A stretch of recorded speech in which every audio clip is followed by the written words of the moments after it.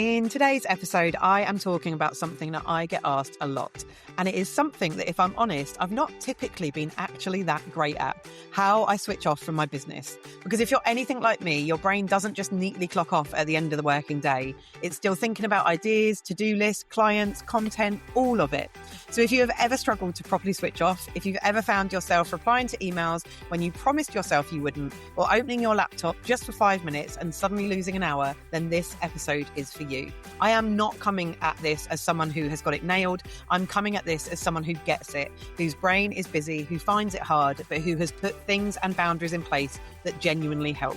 So by the end of this episode, you'll have some realistic, doable, and simple ways to start creating more space between your business and your life without putting pressure on yourself to get it perfect. But before we dive in, if you are new here, hi, I am your host, Becci. I am a multi-award winning business owner and the dreamer behind Boss Your Socials Club. I created this podcast to help women like you simplify your life and grow a business on your terms without the overwhelm. So if you are ready for some no BS advice, practical tips and honest chats that make business and life feel lighter and more doable, then you are in exactly the right place. Right then, let's get started with this week's episode. So let's be straight from the start, shall we? Like I said in the intro, full honesty, I am not someone who finds it easy to switch off from anything, parenting, business, life. In fact, if anything, I'd say I'm someone who really struggles with it. My brain is constantly busy. I'm thinking about business, mum life, life admin, random ideas that pop into my head at the most inconvenient times. It just doesn't really stop. So when I was asked this question, how do you switch off? My first thought was, I am really, honestly, the worst person in the world to answer this. But then I thought, actually, maybe that's exactly why this conversation is useful, because I'm not going to sit here and tell you I've got it all figured out. What I can do is share the things I've tried, the things that help, and the boundaries I've had to put in place to make it even just that little bit easier. Because even though I don't switch off perfectly, I switch off better than I used to. And that's what matters. And I've deliberately planned this episode to be the last in the current season, as I'm on holiday next week and I fully intend to switch off. So maybe it's just a reminder to myself as well. So one of the biggest things I've realized is that for me, switching off doesn't just happen automatically. I have to actively create the conditions for it. And one of the clearest examples of that was a few summers ago. For the first time ever in my business, I took the whole of August off. And actually every year since then, it was so wonderful that it's just a standard thing in my business that I take August off. But it was the first time a few years ago. And I mean properly off. And it was amazing. That's why I've done it every year since. It was honestly amazing. It helped me reset. It helped me properly fill my cup. And it helped me really enjoy the summer holidays with my kids. The biggest thing that made a difference during that time off that I reflected on afterwards was the fact that I physically removed myself from my usual environment. So for us that summer, we went away camping for a week and then we went to stay with family for another week. And just being out of my normal surroundings made such a difference, because when you work from home and your office is your home, especially when you run your own business, work is always there. It's in your space, it's in your routine, it's in your head. Having a converted garage for our office has partly helped with this, but it was still there. So even if you're not technically working, it's really hard to switch off from it because you can just see it. And what I found was that just being somewhere different, somewhere that I wouldn't normally work, helped me create that separation. And I don't think it always has to be a big holiday, because summers since then, we haven't always gone away for weeks at a time or whatever it might be. It can just be getting out the house, changing your environment, giving your brain something different to focus on. Or if you can't do that, just putting your laptop away, putting the things that are related to work away so that you can't see them anymore. Another thing that made a huge difference that I reflected on was having somewhere to put my thoughts, because one of the reasons I struggle to switch off is that I'm scared of forgetting things. And actually, often when I take a break, my brain's like, you've slowed down. Let me give you all the creative ideas and all the things that, you could be doing. And actually, they're often good ideas and I want to store them somewhere, but I don't want to open up my laptop and I don't want to open up a work-related thing to be able to store it down. I don't want to forget them either, whether they're ideas, tasks, things I need to do.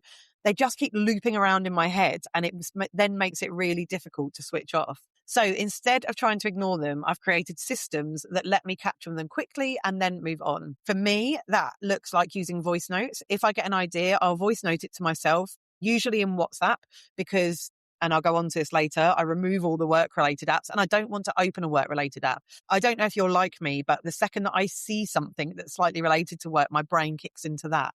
So I often WhatsApp myself, which other than these voice notes is completely personal messages, and it's just friends and family and that kind of thing.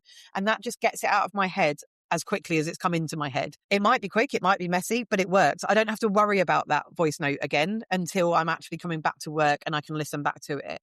And the reason I prefer that over something like a work app is for the reasons that I just explained. But also the reason that I prefer it over something like a notebook is that I know I'll actually see it again. It's in a system that I already use. It's visible and it becomes something I can turn into a task later. Whereas with a notebook or scribbling it down somewhere, I'd probably write it down and then completely forget that it exists. I have a regular reminder in my Asana to go back through those voice notes, and one is set for after I come back from any kind of break or holiday, so that I remember to actually go through it and turn anything important into actual tasks in Asana. Now, you could do this in a notebook. It doesn't have to be voice notes. This is, as always, whatever works for you, because as long as you're putting them in one notebook, well, I mean, you can put them on scraps of paper, but if I do that, they're all over the place. You could have a dedicated notebook for it if you really wanted to. I like it with a voice note again because I just don't see that anywhere again. So having that regular reminder and the reminder after I've been away to check my voice notes means that nothing gets lost, but it's also not sitting in my brain taking up space. And that is a big theme with all of this, of all the ways that I switch off. It's not about having no thoughts, and it's not about being perfect. It's about not having to hold on to them. Another really big one for me is boundaries around access, because if something is there, I will look at it. I know that about myself, and I touched on that just now. I cannot rely on willpower because I just don't have it.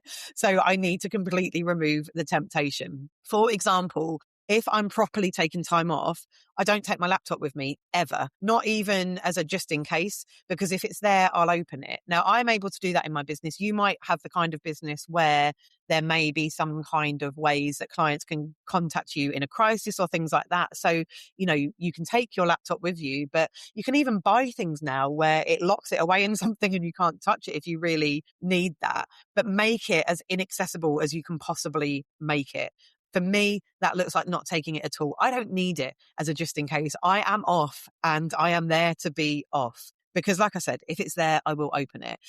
And that might be coming from a good place, actually. Like, it's not always like, oh, I'm a real martyr to the cause and I must check this. It might be that I suddenly want to work on something, but I'm taking holiday. And if I want to reset properly and switch off properly, I need to take that complete break. If I'm going on holiday, I go one step further and actually delete work apps from my phone completely. So things like Asana, Telegram, even Canva, so that I can't just open it. All the work-related apps get completely deleted, because even if I've turned notifications off, if the app is still there, I am tempted to check it, or I might just be, it's that habit thing, isn't it? Of you pick up your phone and you do what your brain always does on a day-to-day basis, and all of a sudden you've opened something. I've even deleted Instagram in the past, and that has really, really helped me, because I think social media breaks just in life and as humans is really important. But in the past as well, I've kept Instagram because I'm like, oh, I'll just use it personally. But like I said, as soon as I see work-related things, then I'm on it and I'm open it and I just can't switch off. I've also done things in the past where if I don't completely delete it, I log out of my work account and log on to my personal account so that I'm not seeing work-related things. And I have a strong boundary that I don't follow any work-related things in my personal account. I just see lots of lovely meal inspiration and food and trashy telly and all that kind of thing, and a bit of the football. So yeah, I either delete apps completely or log out of them completely. Because if I've deleted it, I have to actively go in and re-download it. And that pause is usually enough to make me go, what are you doing? You're meant to be off. Like, you're waiting for it to download. You don't need to do this. It just creates that extra layer of friction, I guess, that helps me stick to my boundaries and makes me go, I've started to download it. No, don't be ridiculous. Stop doing that. I also use focus modes on my phone. This is more as day to day rather than if I'm off on holiday. And I have what I call my boundaries setting, which mutes notifications from things like Instagram or work apps outside of my working hours. So this is less about when I'm actually taking proper time off. And this is just about the time between the end of a working day and the beginning of a working day. So I have an iPhone and their focus system on there is really great. And like I said, I just get all notifications completely muted. I have with Instagram actually turned notifications off completely so that it's really an active choice if I'm seeing stuff, because that is such a time suck for me. I don't delete it in between working days because sometimes I do want to scroll on it. But if I go on Instagram in the evening, it's intentional and it's done because I have chosen to, rather than I've seen a notification and I've been immediately hit with messages or things that pull me back into work mode. I only see them if I choose to go looking for them. And that choice is really important, because it's not about never checking things outside of your working hours, but it's about having control over that. And it's about it being intentional, and it's about it being a choice rather than feeling like you have to because notifications are popping off all over the top place. And that's actually one of the reasons that I have turned notifications completely off of things like LinkedIn and Instagram, because there are so many notifications. I want it to be a choice when I go on there. Social media is a tool for my business. It is not my whole business. Even as somebody who does teach social media marketing and has Boss Your Socials Club, it is a tool for my business. It does not need to take over my life. One of the things I've learned is that switching off isn't just about time, it's about attention. And like I said earlier, it's about that intention as well. It's not about being constantly pulled back into work when you're trying to be present somewhere else. And it's not about getting really frustrated when you are, or, like I've mentioned this on podcasts before, and I don't know if anyone else can relate to this, but if it's after school or the kids are trying to talk to me and I'm trying to reply to something from work as well, I end up getting frustrated with the kids, and that's just not fair. So yeah, it's about finding ways that you're not being constantly pulled back into work when you are trying to be present in those other places. Another small but really impactful change for me is that I have turned off my emails on my phone outside of working hours. This one took me a while to get used to. I think partly because of my old career, it was kind of ingrained in us that we should just be available at all times. And also because I'm someone who hates unread notifications. So if it was on my phone, I'd go in there and I'd just mark them as unread. I can't cope with unread notifications. It's why I've turned notifications off Instagram, and it's why I've taken emails off my phone. But like I said, that's something I found really stressful, but I also found it really hard, which is quite sad to actually do and get used to. So like I said, I used to open emails, mark them as unread and tell myself I'd deal with them later, but all that did was keep them in my head. I now use things like Inbox Zero, which I've spoken about in a previous episode, and I will link to that in the show notes if you want to know more about that. But I also now remove access altogether if I'm not working. So if an email comes in, I don't see it, I don't open it, I don't think about it until I'm coming to actually work on my emails. And if I do need to check something, again, it becomes a conscious decision and a conscious choice to turn it back on, not a reactive habit. That gives me more control over my time and energy, which is the really key thing for me and is the really fundamental piece for me in being able to switch off from work. The other really key part of it is communication. I am very clear with clients and members about where to contact me and when I'll respond. So, for example, I'll often redirect questions from DMs into email or a group space where I know I can pick them up properly during working hours.